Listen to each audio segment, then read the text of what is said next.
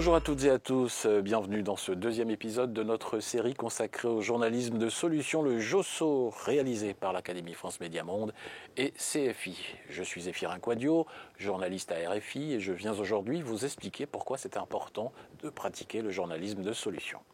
Bonjour, je suis Yenali, journaliste à France 24 et je suis moins enthousiaste que mon confrère. Je me demande bien à quoi peut servir ce journalisme de solution. Ah, ça, c'est intéressant comme question. Et on se demande jamais à quoi peut bien servir le journalisme de problème ? Le journalisme de problème, c'est le journalisme. On n'est pas là pour raconter les trains qui arrivent à l'heure. Les anglo-saxons ont une expression pour ça. Si ça saigne, ça fait la une. C'est bien le problème du journalisme de problème. Plus les nouvelles sont mauvaises, plus elles grimpent dans la hiérarchie de l'info. On imagine qu'on intéresse le plus grand nombre en dramatisant les faits. Mais en privilégiant les bad news, on devient aussi les bad boys. Les bad boys d'une tragédie grecque, comme dirait Sophocle. Ah bah d'accord, on a le mauvais rôle, mais on dit la vérité. On regarde le monde tel qu'il est, droit dans les yeux, pas avec des lunettes roses. Ah oui ? Le problème, c'est qu'à force de raconter des horreurs, on finit par croire que les choses vont de plus en plus mal, alors que c'est le plus souvent totalement faux. Tiens, il y a une enquête qui a été menée dans 38 pays en 2017, et on se rend compte qu'on en a généralement une vision erronée de la réalité sur la santé, le terrorisme, les immigrés. Par exemple, 85% des Sud-Africains pensent que les homicides ont augmenté depuis 20 ans chez eux, alors qu'ils ont baissé de 30%.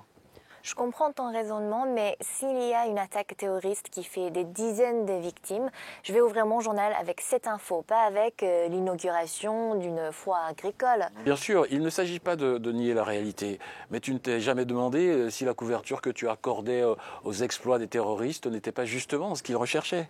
Le public a le droit de savoir, non ? Et de tout savoir.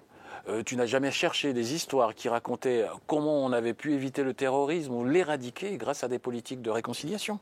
C'est plus difficile à trouver ces histoires. Je n'ai jamais dit que le JOSO c'était un journalisme facile, mais c'est un journalisme utile. Utile pour ceux qui nous regardent, nous écoutent et nous lisent. Il y a un psychiatre qui a étudié l'effet du journalisme classique avec ses titres alarmistes et dramatiques sur l'audience, et il appelle ça une méthode couée à l'envers.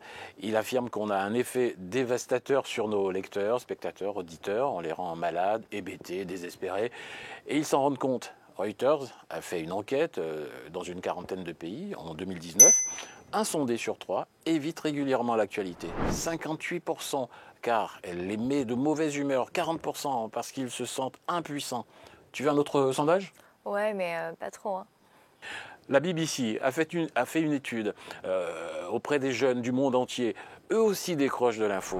Mais 2 tiers d'entre eux réclament des news qui apportent des solutions. Et ça passe à 8 sur 10 en Afrique. En fait, ce que nous disent toutes ces enquêtes, ce n'est pas seulement qu'on doit remonter le moral des citoyens, c'est aussi qu'on leur donne des moyens d'agir. Vaste programme, mais moi on m'a appris à l'école de journalisme à être beaucoup plus humble. On nous a appris à être des témoins, pas des acteurs. Oui, ce principe, Siena, a atteint un peu ses limites. Hein. Les journalistes britanniques qui ont commenté en direct les arrivées de migrants sur les côtes anglaises se sont fait massacrer sur les réseaux sociaux car ils ne faisaient rien pour les aider. Mais que pouvait-il faire ? Probablement un autre type de journalisme, car notre public ne veut plus voir ce type de reportage. Et le journalisme de solution, c'est aussi une solution pour le journalisme.